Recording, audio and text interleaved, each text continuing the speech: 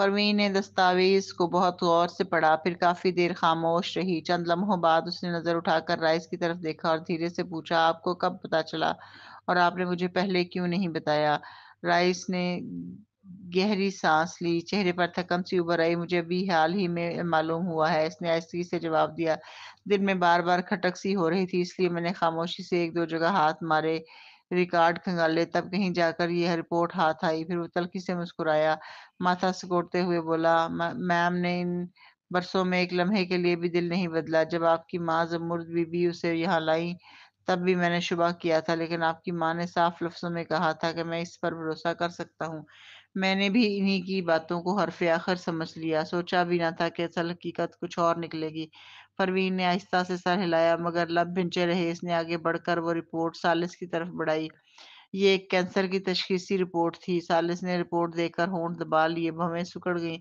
یہ بات تو سمجھ سے بالکل باہر ہے، وہ بڑبڑایا۔ اگر اس کی زندگی ویسے ہی محدود رہ گئی تھی تو پھر وہ اب بھی اس خفیہ تنظیم کے لیے کیوں جان مار رہی تھی؟ کیا ایسا تو نہیں کہ وہ لوگ اس کے خاندان کے کو پکڑ کے بیٹھے ہیں، یا پھر اس کے کسی قریبی رشتہ دار کی جان ان کے ہاتھ میں ہے؟ بس یہی ایک معقول وجہ ہو سکتی ہے۔ پروین کے دل میں بھی یہی احتمال زور پکڑ گیا۔ اس نے دوبارہ رپورٹ پر جھکی ہوئی نظریں دوڑائی، پھر اچانک چہرہ ذرا دھیما پڑ گیا، لبوں پر تلخ سی مسکراہٹ آئی جو چند لمحوں میں ہی معدوم ہو گئی۔ اگلے ہی پل اس نے جیب سے موبائل نکالا، لاک کھولا، قاتل اتحاد کے کال کو ایک مختصر سا پیغام بھیجا، میرا ایک کام کر دو۔ ہائی وے کے سنسنان کنارے پر سیاہ رنگ کی ایک کم شور گاڑی خاموشی سے کھڑی تھی۔ ڈرائیونگ سیٹ پر بیٹھی کوئنی شمٹ تھی، اس کی نظریں دھندلی اور کہیں دور خلا میں اٹکی ہوئی تھیں۔ اس نے آگے جھک کر گاڑی کے گلاس کمپارٹمنٹ کو کھولا، وہاں سے ایک لمبا گلاس اور سرخ شراب کی بوتل نکالی، بوتل کو ہاتھ میں لیا اور اس پر درد سن دیکھ کر نگاہیں ٹھہر گئیں۔ 1995 یہ وہی سال تھا جب وہ پہلی بار خفیہ تنظیم سے باہر نکالی گئی تھی۔ اس کے ذہن میں ماضی کی دھندلی تصویریں ابھرنے لگیں۔ اس کو یاد آیا روانگی سے قبل اس کے ماسٹر نے سرد لہجے میں کہا تھا، میں چاہتا ہوں تم اس کے ساتھ جاؤ، اس کے قریب رہو، جاسوس بن کر۔ اس نے بنا چون چڑا کیے سر جھکا کر ہاں کر دی تھی۔ پھر سمرد اسے خفیہ طور تنظیم کے چنگل سے نکال کر لے آئی۔ اسے ملک واپس نہیں لائی تھی بلکہ سیدھا ایک کمپنی اینٹیٹی کے دروازے پر چھوڑا تھا۔ وہاں انہوں نے اسے رائس کے سپرد کرتے ہوئے کہا تھا، یہ میری بہن ہے، اب سے یہی کوئی نہیں ہے، کوئی نہیں صرف وہی ہوگی۔ کوئی نہیں مبہوت سی نہ دیکھتی رہ گئی، یقین نہیں آ رہا تھا کہ یہ سب سچ ہے یا کوئی نیا کھیل، لیکن زمرد صرف مسکرا کر خاموش رہی۔ 20 سال گزر جانے کے بعد بھی اس عورت کی مسکراہٹ، اس کی آنکھوں کی نمی اور مضبوطی، سب کچھ یوں لگتا تھا جیسے ابھی سامنے ہو۔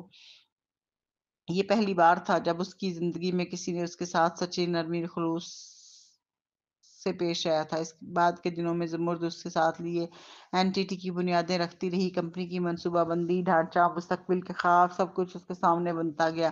ایک دفعہ تو وہ دونوں خاص طور پر ایک وائنری تک گئیں جہاں وہ پورا ایک مہینہ ساتھ رہیں۔ زمرد نے اس کے ساتھ ایسے وقت گزارا جیسے کوئی سچی بڑی بہن گزارتی ہے۔ کبھی ہاتھ پکڑ کر اسے شراب بنانے کا طریقہ سکھایا، کبھی گھوڑا دوڑانا سکھایا، کبھی کھیل کھیلتی ہنستی، پھر جب وہ غلطی کر بیٹھتی تو اپنی حقیقی چھوٹی بہن کی طرح ڈانٹ دیتی۔ آہستہ آہستہ کوئی نہیں اپنے اصل مشن کو بھولتی چلی گئی۔ وہ واقعی دل سے سمجھنے لگی تھی کہ وہ زمرد کی چھوٹی بہن ہے، کوئی نہیں شمیٹ کی حقیقی شناخت ہے۔ یہ سلسلہ چلتا رہا تھا کہ ایک دن اسے خفیہ تنظیم کی کال دوبارہ آ گئی۔ کوئنی نے واپس پلکیں جھپکائیں، پھر حال میں واپس آ گئی۔ اس نے ہاتھ میں تھامی شراب کی بوتل پر دوبارہ نگاہ ڈالی۔ یہ وہی بوتل تھی جو اس نے زمرد کے ساتھ مل کر بنائی تھی۔ اس وقت انہوں نے کل 10 بوتلیں بھری تھیں۔ بہت ہنسی خوشی کے ساتھ زمرد نے اسے کہا تھا، جب ہم بوڑھی ہو جائیں گی، نہیں جب ہم دونوں ایک ساتھ بوڑھی ہو جائیں گی تو ان میں سے ہر ایک بوتل کو کسی خاص دن کھولیں گی۔ اسے یاد آیا، اس یاد پر اس کے لبوں پر بے اختیار نرم سی مسکراہٹ ٹھہر گئی۔ اس نے آہستگی سے بوتل کا ڈھکن کھولا، سرخ شراب کو نازک گلاس میں ڈالا، ہلکا سا گھمایا، پھر احتیاط سے ایک گھونٹ بھرا۔ شراب اس وقت پوری طرح فرمنٹ نہیں ہوئی تھی، اس لیے ذرا سی کھٹاس رکھی تھی، مگر اتنے برس گزر جانے کے بعد اس کے اندر ایک الگ ہی نرمی اور گہرائی اتر آئی تھی۔ ذائقہ بھرپور تھا اور احساس دیر تک زبان اور حلق میں رہتا۔ کوئنی نے آنکھیں بند کر کے لطف لیا، پھر دھیرے سے مسکرا دی۔ اسی لمحے ایک گاڑی اور گاڑی سڑک سے اتر کر اس کی گاڑی کے ساتھ رکی۔ کھڑکی نیچے آئی، ڈرائیور سیٹ میں بیٹھے شخص نے اونچی آواز میں کہا، کسٹمر 9815 ہم آپ کے باڈی گارڈز ہیں۔ کوئنی نے سر ہلا کر تسلیم کیا۔ یہ دنیا کی سب سے بااثر کرائے کے فوجیوں کی تنظیم تھی۔ اس نے ان کی سروسز کے لیے بھاری رقم ادا کی تھی کیونکہ اسے معلوم تھا کہ جہاں وہ جا رہی ہے وہاں کا راستہ سیدھا نہیں ہے۔ خفیہ تنظیم تک پہنچنے کے لیے بہت سے موڑ، بہت سے خطرات آ سکتے ہیں۔ یہ سوچ کر اس نے گاڑی کا دروازہ کھولا اور باہر نکلی اور سپاٹ انداز میں بولی، آؤ تم گاڑی چلاؤ۔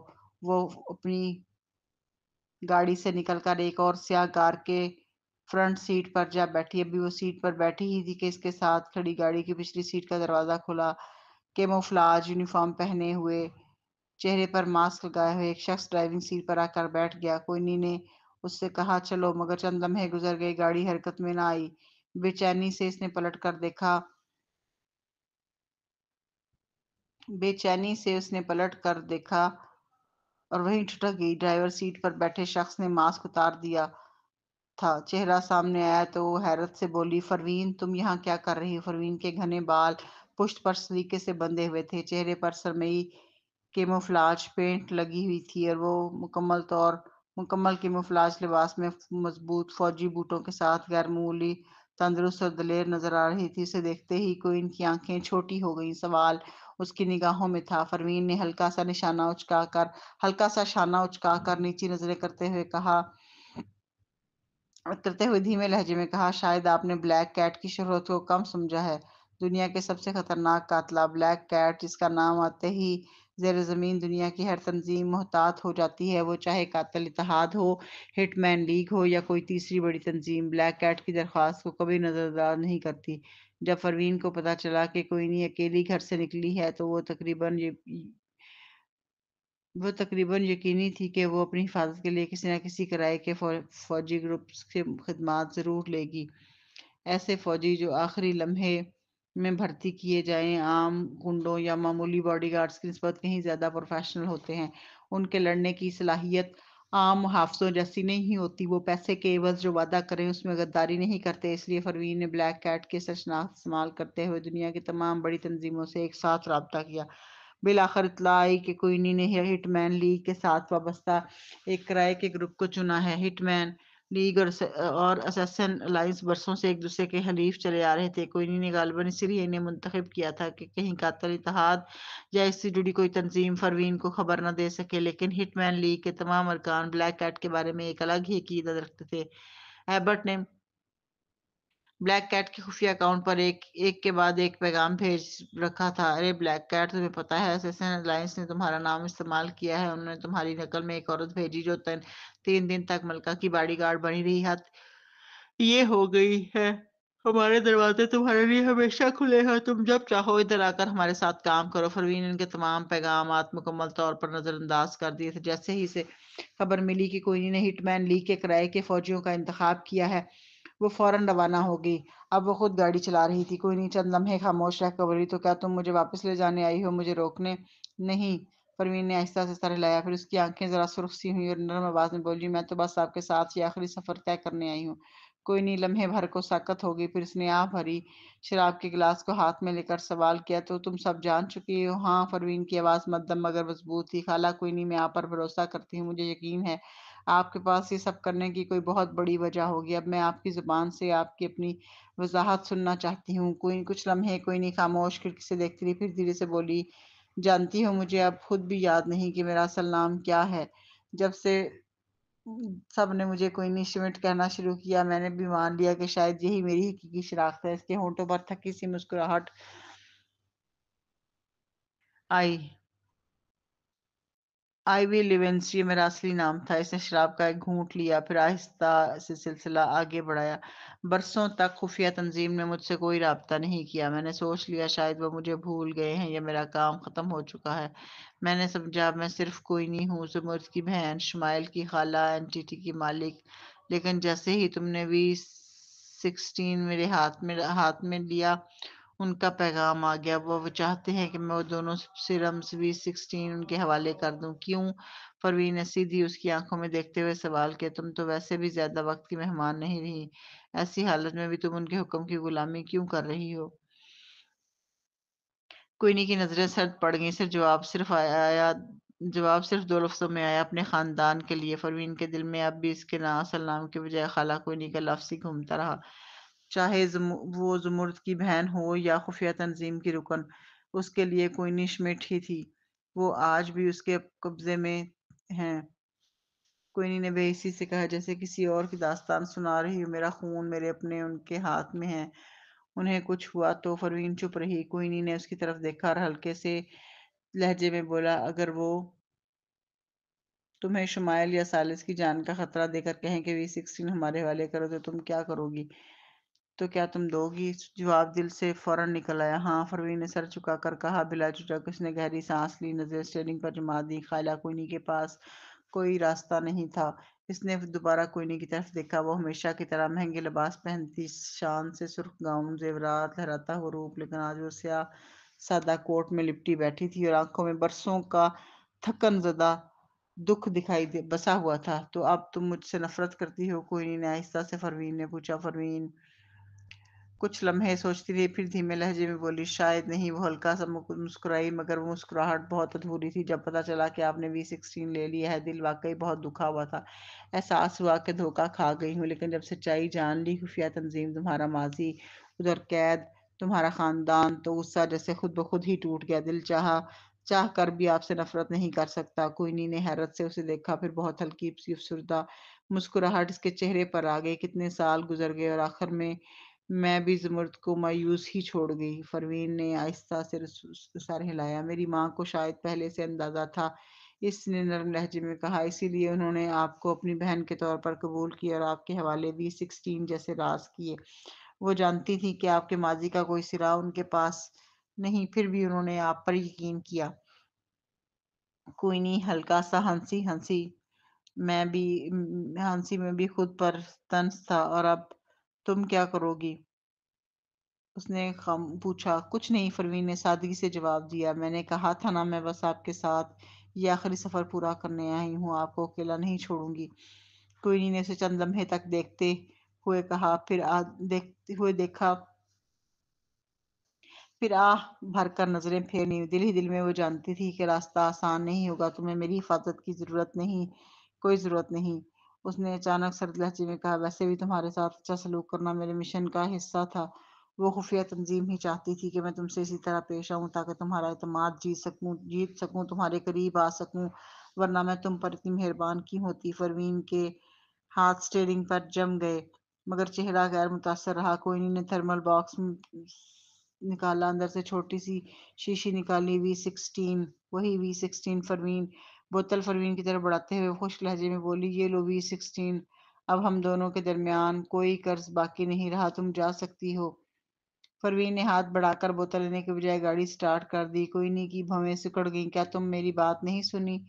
اس نے سرد لہجے میں کہا۔ پروین نے دھیما مگر سخت لہجے میں جواب دیا، V16 کو زیادہ دیر فضا میں رکھا تو اس کی تاثیر متاثر ہو سکتی ہے۔ خالہ کوئنی، براہ کرم اسے دوبارہ باکس میں رکھ دیں۔ کوئنی چند لمحے اسے گھورتی رہی، پھر نہ چاہتے ہوئے بھی شیشی دوبارہ باکس میں رکھی اور ڈھکن مضبوطی سے بند کر دیا۔ اس کے ہونٹوں پر طنزیہ مسکراہٹ آ گئی۔ تم پہلے اتنی نیک اور حساس نہیں تھی۔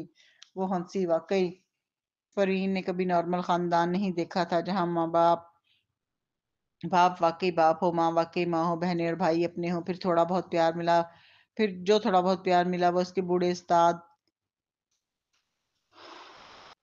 استادوں سلویسٹر اور کوئن کی سخت مزاج تربیت کے پیچھے چھپا ہوا تھا۔ ان کے نزدیک جذبات کو ظاہر کرنا کمزوری کی علامت تھا، اس لیے محبت ہمیشہ ڈانٹ اور سخت رویے میں لپیٹ کر ملتی رہی۔ وہ 5 سال جو اس نے بیرون ملک گزارے، یہ بظاہر وہ مضبوط اور خود مختار تھی، مگر اندر سے ہر رشتہ دھیرے دھیرے بے رنگ ہو گیا تھا۔ نہ وہ کسی پر جلدی بھروسہ کرتی تھی، نہ کسی کو خود پر حاوی ہونے دیتی۔ اس لیے کوئی اکثر اس سے چڑ جاتی تھی کہ یہ لڑکی کتنی بے حس اور سرد ہے۔ ان تمام برسوں میں اس نے بس ایک سچی سہیلی بنائی تھی، تانیہ، وہ بھی اس لیے کہ دونوں مائیں اپنی گمشدہ اولاد کی تلاش کر رہی تھیں۔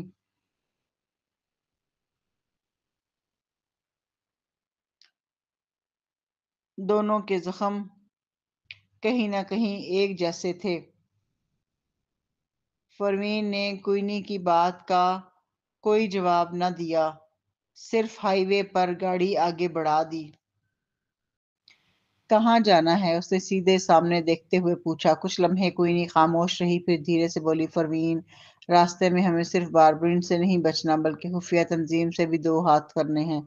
تم جانتی ہو انہوں نے آج تک مجھ پر پورا یقین نہیں کیا۔ وہ V16 مانگ رہے ہیں، بدلے میں میرے خاندان کو چھوڑ دینے کا وعدہ ہے، لیکن میں نے اتنا تو جانتی ہوں کہ وہ مجھے راستے میں ہی مروا دیں گے، اور تمہارا ساتھ ہو تو شاید تمہیں بھی نہیں چھوڑیں گے۔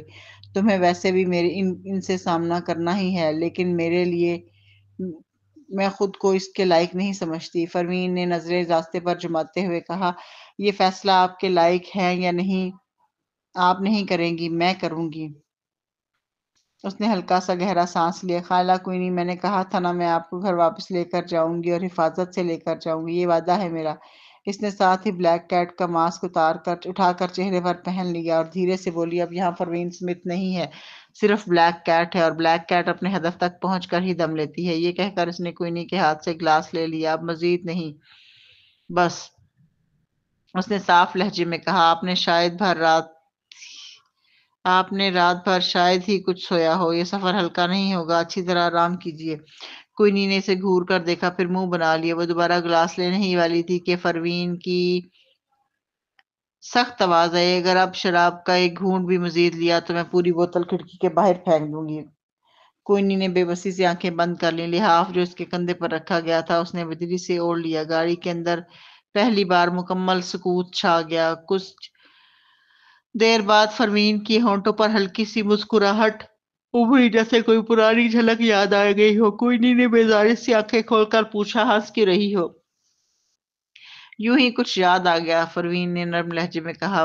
پھر اس نے ایک نرم کمبل پیچھے والی سیٹ سے کھینچ کر کوئنی پر ڈال دیا۔ یہ کہاں سے آیا؟ کوئنی نے حیرت سے پوچھا۔ جب میں نکلی تھی تو سوچ لیا تھا راستہ لمبا ہوگا، پروین نے سادہ لہجے میں جواب دیا۔ کوئنی نے دوبارہ آنکھیں بند کر لی۔ تم نے گاڑی میں اور کیا کیا چیزیں چھپا رکھی ہیں؟ ہاں؟ مگر اس کے آواز میں پہلے جیسی شوخی نہیں تھی، کوئی اندر سے تھک چکا تھا۔ چند ہی منٹوں میں وہ گہری نیند میں چلی گئی۔ شاید برسوں بعد اتنی گہری اور پرسکون نیند آئی تھی۔ 5 گھنٹے گزر گئے، سورج اب نصف آسمان پر آ چکا تھا۔ گاڑی ایک ٹول پلازا کے سامنے آ کر رکی۔ سامنے چیکنگ ہو رہی تھی، آگے والی گاڑی کی چیکنگ ہو رہی تھی۔ سورج کی نرم سنہری روشنی کھڑکی سے اندر آ کر کوئنی کے چہرے پر پڑ رہی تھی، گرم، نرم اور عجیب سی راحت دینے والی۔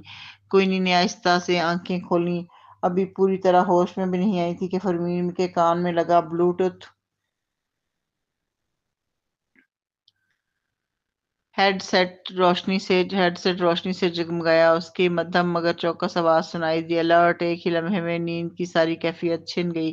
کوئنی نے سامنے دیکھا، ٹول پلازے کے اہلکاروں کے چہرے، جن پر ابھی کچھ ہی دیر پہلے معمولی مسکراہٹ اور روٹین کی مصروفیت تھی، اب سخت اور درندوں جیسی صفاقی سے بھرے ہوئے تھے۔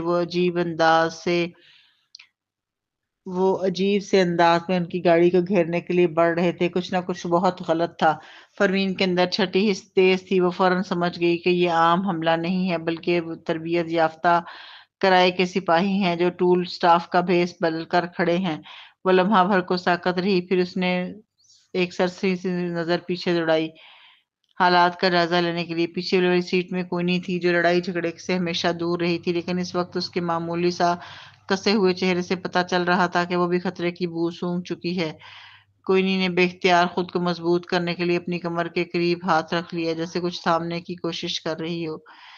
یہ انسان کا فطری رد عمل ہوتا ہے جب وہ خود کو کسی خطرے میں محسوس کرتا ہے۔ پروین نے اس پر زیادہ غور نہیں کیا، صرف نظریں واپس سامنے لے آئیں۔ باہر سے شدید دستک کی آواز آئی، دروازہ کھولو، چیکنگ ہے، گاڑی سے نیچے اترو۔ پروین نے ہاتھ سے اچھی بات ہے کا اشارہ کیا، جیسے وہ ابھی ونڈو نیچے کرنے ہی والی ہو، مگر اگلے ہی لمحے اس نے کلچ دبایا، گیئر بدلا اور اچانک ایک دم ایکسیلیٹر پر زور سے پاؤں رکھا۔ ووم! گاڑی دھاڑتی ہوئی آگے کو لپکی اور سامنے کھڑے تینوں نقلی اہلکاروں کو زور سے ٹکر مارتی ہوئی نکل گئی۔ وہ لوگ بری طرح اچھل کر گر پڑے۔ پیچھے سے آوازوں کا طوفان اٹھا، حرام زادو، پیچھے لگ جاؤ، انہیں فرار نہ ہونے دو۔ چند لوگ فوراً پسٹل نکالنے لگے، وہ بھی گاڑی کے ٹائروں پر فائر ہی کرنے والے تھے کہ اچانک گاڑی کی ٹائر چیختی آواز کے ساتھ گھومے، بریک لگے اور گاڑی ہائی وے کے ایگزٹ کے ساتھ ترچھی ہو کر آگے یوں کھڑی ہو گئی جیسے پورا راستہ بند ہو گیا۔ फरवीन स्टीयरिंग पर एक हाथ रखे, ब्लैक कैट का मास्क चेहरे पर लगाए, हल्की मुस्कुराहट के साथ बोली, अब भागने का रास्ता बंद है। कोयनी ने उसके चेहरे की तरफ हैरत से देखा। अब समझ आया कि हाईवे कितनी तंग है और उनके पीछे दुश्मनों की गाड़ियां टोल स्टेशन के उस पार खड़ी हैं। अगर वो सीधा भागने की कोशिश करती तो टोल गेट तोड़ना भी मुमकिन था, लेकिन अभी परवीन ने अभी गाड़ी ही से वो रास्ता बंद कर दिया था। कोयनी के लबों के कोने में अजीब सी जुम्बश हुई। ये औरत भागने नहीं, सामने से लड़ने निकली थी। इनके साथ सिर्फ 5 लोग थे, एक परवीन और 4 किराए के बॉडीगार्ड्स, जिन्हें हिटमैन लीग ने भेजा था। कोयनी खुद एक मामूली सी नरम दिल औरत थी, जिसके हाथ में कभी गुड़िया रही थी, बंदूक नहीं, और दूसरी जानब दुश्मन कम से कम 20 थे। परवीन ने दरवाजा खोला, कदम बाहर रखा और आराम से आहिस्तीनें चढ़ाई। सख्त जमीन पर उसके बूटों की टिक टिक गूंजी। वो बीच बीच सड़क पर जा खड़ी हुई, बंदूक उसके हाथ में नहीं थी, बस उसका मुकम्मल एतमाद और बेनियाजी। तुम सब लोग घेरे में हो, उसने साफ लहजे में कहा, हथियार डाल दो, शायद जान बच जाए। शुक्रिया। कोई नहीं, इतनी ढीठ, इतनी बेखौफ। इधर दुश्मन भी चंद लम्हों को कंग रह गए, फिर एक ने दूसरे को देखा। सब ने मुतफक्का तौर पर एक ही बात सोची, ये औरत पागल है या हमें पागल समझती है। वो सब किराए के पेशावर फौजी थे, जंगें लड़ चुके थे, करीब से मौत भी देखी थी, लेकिन किसी ने एक अकेली औरत ने यूं सामने आकर इन्हें घेरे में लेने का ऐलान नहीं किया था। ये उनके लिए पहली बार था। उनके लीडर ने दांत पीस कर हुक्म दिया, चलो कोयनी को पकड़ो, बाकियों को वहीं खत्म कर दो।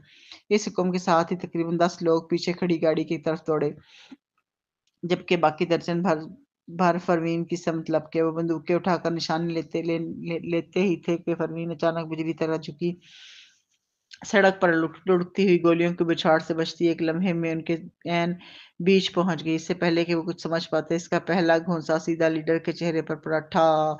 आदमी की ठोड़ी अपनी जगह छोड़कर साइड को हो गई। वो उल्टा होकर जमीन पर गिर पड़ा। साथ खड़े एक और ने घबराकर पिस्टल तान ली। गोली चली। बैंग! परवीन ने लम्हे भर कुछ जिस्म मोड़ा। गोली उसके कान के पास से सरकती हुई निकल गई और सीधी उनके सिपाही के साथी के माथे पर जा लगी, जो उसके पीछे खड़ा निशाना लगा रहा था। लीडर ने कराहते हुए चीख कर कहा, गोलियां मत चलाओ, हाथापाई करो इस औरत के साथ। उसी वक्त वो खुद साफ लफ्जों में भी नहीं बोल पाया, लेकिन हुक्म सबने सुन लिया। मगर अब देर हो चुकी थी। परवीन एक के बाद एक के करीब गई, कोई खंजर निकालता, उसकी किक, उसका हाथ, और कोई हथियार दोनों दूर फेंक देती। कोई लपकता तो उसका बाजू कंधा मरोड़ कर नीचे गिरा देती। चंद मिनटों में उसके पास आसपास जितने भी सिपाही थे, या तो जमीन पर करा रहे थे या हाथ जोड़कर रहम की भीख मांग रहे थे। इसी दौरान पिछली वाली गाड़ी से वाले 4 बॉडीगार्ड उन 10 सिपाहियों से निमट रहे थे जो कोयनी की तरफ बढ़े थे। वो वैसे भी कमजोर न थे। उन्होंने जल्द ही उन्हें काबू पा लिया।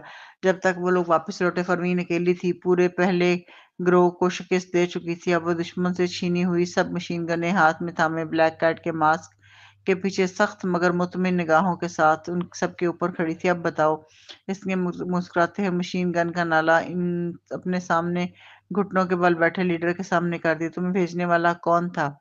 सब ने सर झुका लिया, कोई जवाब न दिया। किराए के सिपाही थे, इन्हें पैसे मिलते थे, नाम नहीं। अक्सर इन्हें खुद भी इल्म नहीं होता था कि वो किसके लिए लड़ रहे थे। परवीन ने बंदूक का नाला उसके जबड़े के नीचे रखा और आवाज कुछ सख्त हो गई, सोच लो, जबान खोलोगे या नहीं?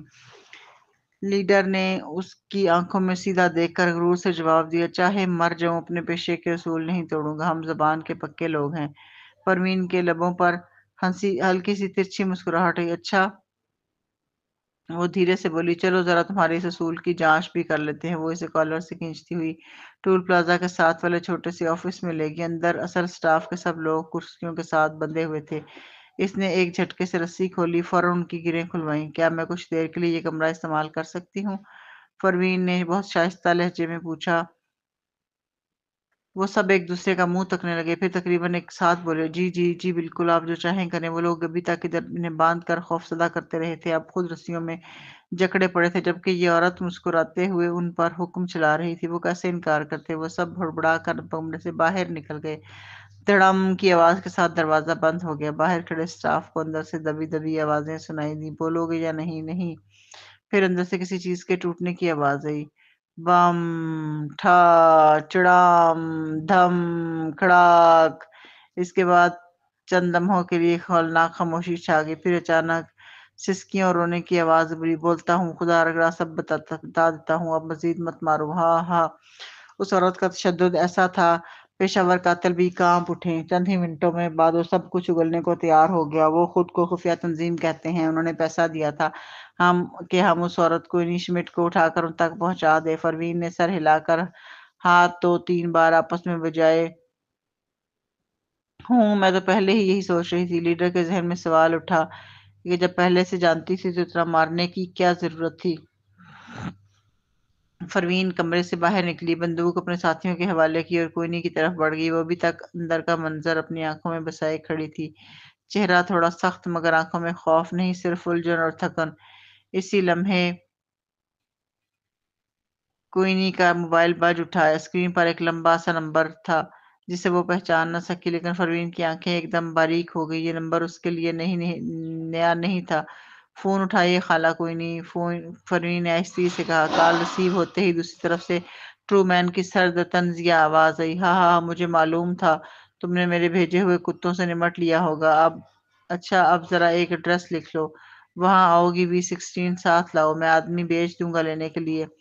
پھر اس کی آواز اچانک اور بھی خنجر سی ہو گئی. ہاں پروین سے رابطہ کرنے کی کوشش بھی مت کرنا، ورنہ انتظار کرتے کرتے میں تمہیں ایک چھوٹا سا تحفہ بھیج دوں گا. تمہاری بہن کے ہاتھ کا پیکٹ کیسا رہے گا؟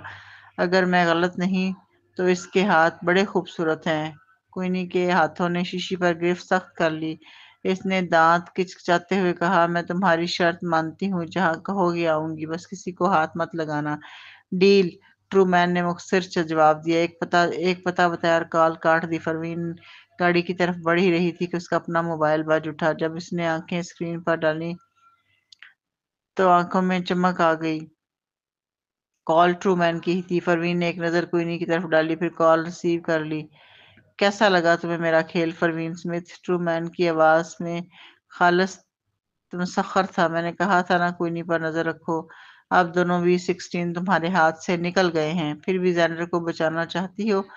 میری پیشکش ابھی بھی وہی ہے. اگر تم نے مجھے اپنا استاد مان لیا تو شاید میں تمہیں ایک B16 بخش دوں. پروین خاموش رہی. چند لمحے بعد اس نے تلخی سے کال کاٹ دی. پھر وہ پلٹی، کرائے کے سپاہیوں کے لیڈر کی طرف اشارہ کرتے ہوئے کہا ہوئے اپنے باڈی گارڈ سے بولی. ان سب کو باندھ دو، پولیس کے حوالے کرنا ہے. نصف گھنٹے بعد جب ماریسا اپنی سوات ٹیم کے ساتھ وہاں پہنچی تو ٹول پلازا کے باہر اصلی سٹاف لوگ پریشان اور کانپتے ہوئے ایک طرف کھڑے تھے، اور اندر سارے کرائے کے سپاہی رسیوں میں جکڑے زمین پر صف باندھے بیٹھے تھے. جیسے ہی ماریسا اندر داخل ہوئی سب نے یوں اس کی طرف دیکھا جیسے کوئی نجات دہندہ آ گیا ہو.